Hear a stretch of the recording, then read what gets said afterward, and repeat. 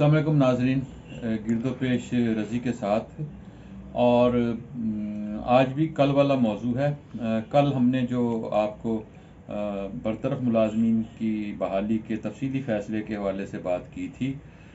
आज उसमें कुछ मज़ीद तफसीलात हैं और कुछ नई बातें हैं और कुछ एक ये टॉपिक है इसमें कि इस फैसले और इस आर्डीनेंस, वो जो आर्डीनेंस है जिसके तहत इन सारे मुलाजमीन को भर्ती किया गया था, उस पर अमल दरामद के लिए दोहरी तरजीहात हैं।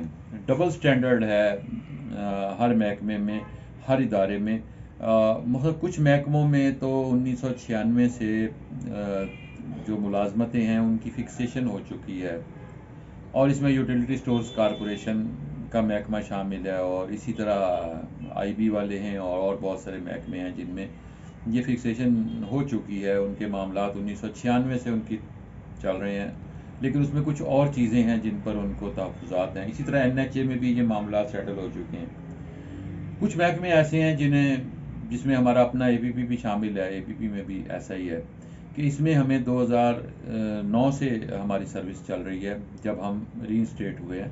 और 1996 में जिस तरह बाकी महकमों ने फिक्सेशन किया, और बाकी महकमों ने ये मामला पहले ही तय कर लिए थे, उनकी फिक्सेशन पहले ही हो गई थी, कोई इस फैसले के साथ उनकी फिक्सेशन मशरूत नहीं है।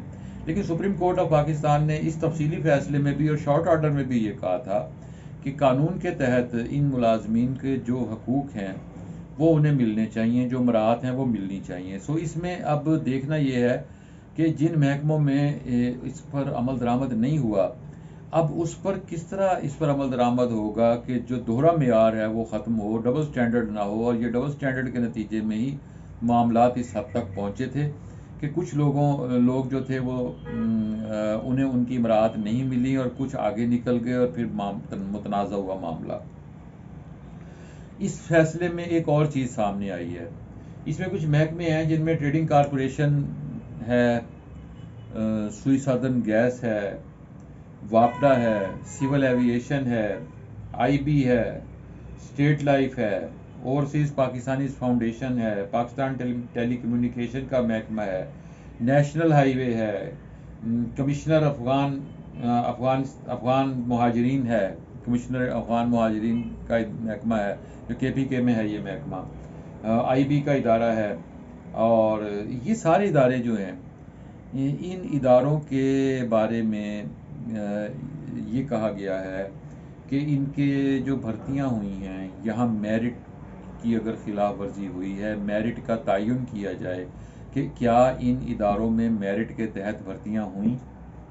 और वो जो एक महकमाना इम्तिहान या आपकी महारत जांचने का कोई इम्तिहान जिसकी बात की जा रही है, वो ये है कि फिर उनको क्या पब्लिक सर्विस कमीशन के ज़रिए लोग आए, या किसी और इदारे के ज़रिए आए, या किसी टेस्ट और इंटरव्यू के ज़रिए आए।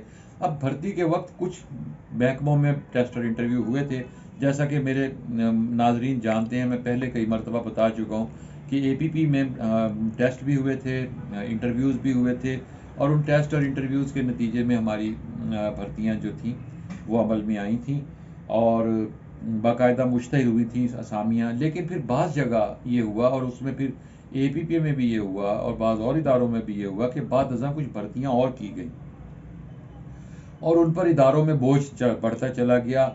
कुछ ही वज़ीर के कहने पर कुछ लोग इंडक्ट कर दिए गए, किसी ब्यूरोक्रेट के कहने पर कुछ लोग मुख्तलिफ महकमों में भर्ती कर दिए गए, और फिर वहाँ मेरिट का कोई पासदारी नहीं की गई, वहाँ किसी कानून को मद्देनज़र नहीं रखा गया, वहाँ किसी ज़ाब्ते को मद्देनज़र नहीं रखा गया, और वहाँ फिर भर्तियाँ जो थीं वो कई जगह रिश्वत की बुनियाद पर हुई, कई जगह किसी और बुनियाद पर हुई, कई जगह सिफारिश की बुनियाद पर हुई।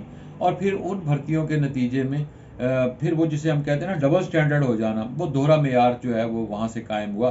अब एक सवाल फिर और पैदा हो जाता है, और वो सवाल ये पैदा हो जाता है कि जिन लोगों ने ये सारी भर्तियाँ की, जिन अफसरों ने, जिन वुज़रा के कहने पर, जिन ब्यूरोक्रेट्स के कहने पर, उन इदारों में मौजूद कुछ अफसरों ने, खुद मुख्तलिफ महकमों में मौजूद जो सीनियर अफसर्स थे, उन्होंने अपने रिश्तेदारों को भर्ती किया, पूरी बरादरियों को यहाँ भर्ती कर दिया गया मुख्तलिफ महकमों में।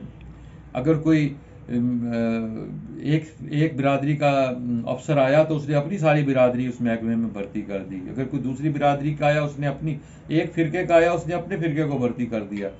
سو اس سارے عمل کو جن لوگوں نے مذاق بنایا، جن لوگوں نے ان بھرتیوں میں میرٹ کو مد نظر نہیں رکھا، اس فیصلے میں ان کے خلاف کسی کارروائی کا کوئی ذکر ہونا چاہیے تھا. ان کے حوالے سے یہ فیصلہ جو ہے اس میں خاموشی ہے. اور اس کے لیے اب کیا طریقہ کار اپنایا جائے گا؟ اب میری آج بات ہوئی ہے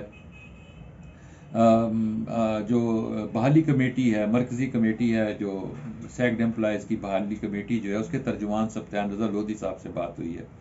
سبطین رضا لودھی صاحب کا بھی یہ کہنا ہے کہ آج یہ اجلاس ہو رہا ہے سوموار کو شام 5 بجے مرکزی کمیٹی کا اجلاس ہو رہا ہے اسلام آباد میں. اس میں مختلف جو ہمارے عہدیدار ہیں وہ اس میں شرکت کر رہے ہیں.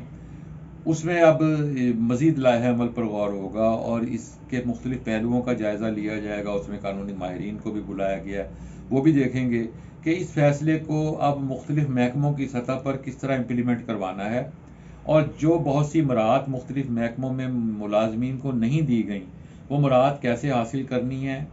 ہر محکمے کے لیے الگ الگ اسٹریٹجی بنے گی، اور جن محکموں میں میرٹ کے تعین کا کہا گیا ہے اور یہ کہا گیا ہے کہ آپ اثر نو ٹیسٹ لیں، اس کے بارے میں بھی فیصلہ کیا جائے گا کہ وہ اس کا کیسا لائحہ عمل ہوگا. اور پھر اسی میں ایک یہ بھی غور کیا جائے گا آج کے اجلاس میں کہ سپریم کورٹ آف پاکستان سے یہ رجوع کیا جائے کہ جن لوگوں نے میرٹ کے خلاف بھرتیاں کیں، ملازمین تو اس کا نشانہ بن گئے، انہیں سزا مل گئی کیونکہ ملازمین کا اپنا قصور نہیں تھا کہ وہ بھرتی ہو گئے.